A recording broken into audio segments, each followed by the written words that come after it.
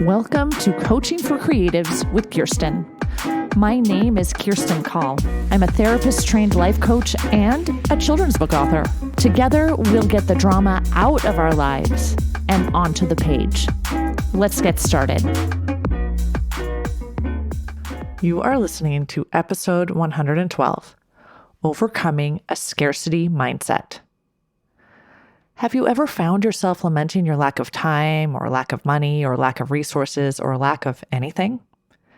In our culture, we teach people scarcity. A scarcity mindset is a pattern of thinking that focuses on lack, and it's rooted in the belief that there are limited resources. In contrast, an abundance mindset is an attitude of optimism. It's the feeling that there is more than enough of everything to go around. Obviously, a scarcity mindset is not very emotionally healthy and doesn't help us at all. So, how can we learn to overcome this scarcity mindset, even when we've had experiences of loss or hardship and we're struggling? I think actively looking for evidence of abundance in our life and also practicing thoughts or beliefs that create feelings of abundance, I think that's the answer. For more thoughts on abundance, go to episode 80, Thinking Abundantly. So let's talk about what happens when we focus on what we're lacking. Is it really that bad? Yes, it is. Research shows a scarcity mindset negatively affects your well-being. If you're constantly fixating on the things you don't have, it prevents you from being able to solve problems, hold on to information, control impulses, or simply be in the present. And you definitely don't have the bandwidth to focus on what you do have.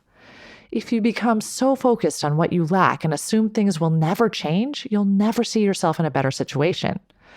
Scarcity mindset leads to anxiety, depression, low self-esteem, bad relationships, and risky choices. So, what do we do about it? Let's talk about how to overcome our scarcity mindset. Number 1, accept where you are.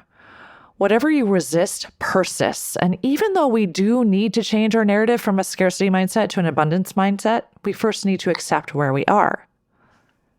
Number 2, make peace with the worst case scenario. Ask yourself, what's the worst thing that can happen? Let's say the worst is you lose your job, then you lose your house, then you have nowhere to live and no money. Embrace that possibility. The worst case scenario is always possible, but it isn't likely. And if those things happen, you actually know exactly what you need to do. You have places you can stay. You know how to find work, which leads me to number 3, which is practice abundant thoughts. Remember, abundance is a mindset, not an amount of money in your bank account. Regardless of how much money or time or resources you have, you can feel more abundant right now by thinking thoughts like, even if I lose everything, I am surrounded by people who will help me rebuild my home and life. I am resilient and strong. I have bounced back from many challenges. I am creative and resourceful. So I will always be able to earn money. Almost every object or thing is replaceable. The things that matter most to me are not things. When you're choosing your own abundant thoughts, make sure you can believe them or they won't change your mindset. Perhaps press pause. Take a moment right now. Write down some thoughts you can practice to feel more abundant.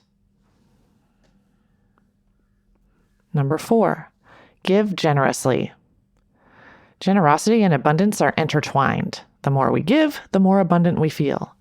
Giving doesn't necessarily mean donating large amounts of money to charities.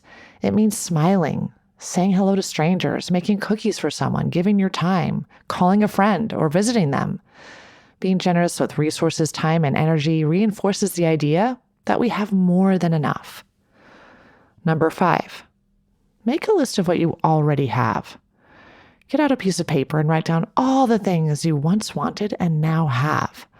Be as specific as possible. Your list can even include a favorite mug.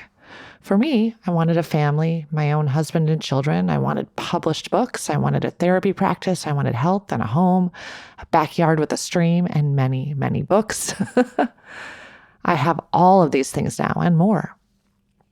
Writing these things down helps us focus on what we already have instead of what we don't have, which leads me to number 6, practice gratitude. Oprah Winfrey once said, "Be thankful for what you have. you'll end up having more. If you concentrate on what you don't have, you will never, ever have enough. I think that's really true. Focus on what you have rather than what you lack by starting a daily gratitude practice.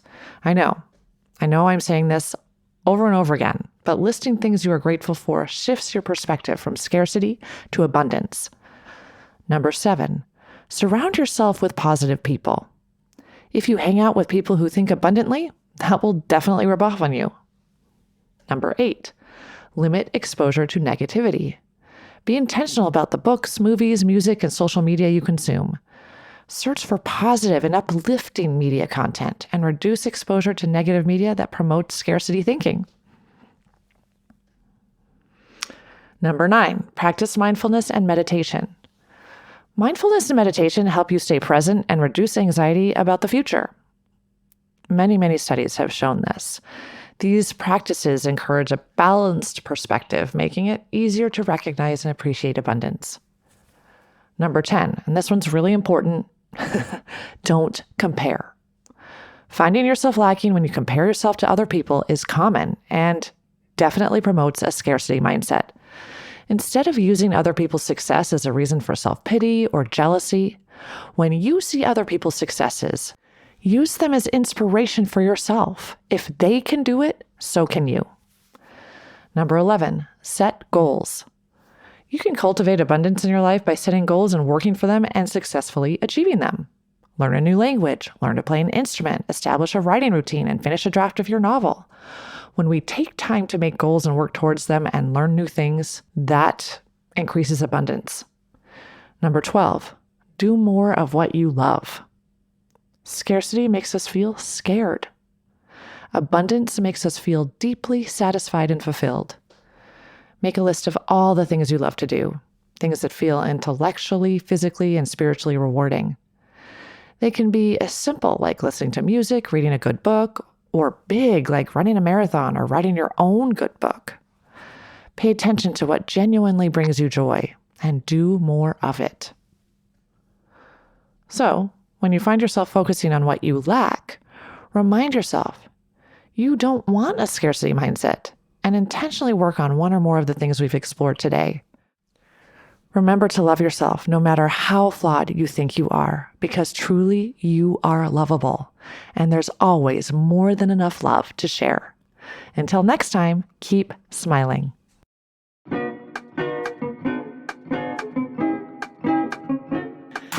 If you like what you've heard, check out my Get Yourself Unstuck program.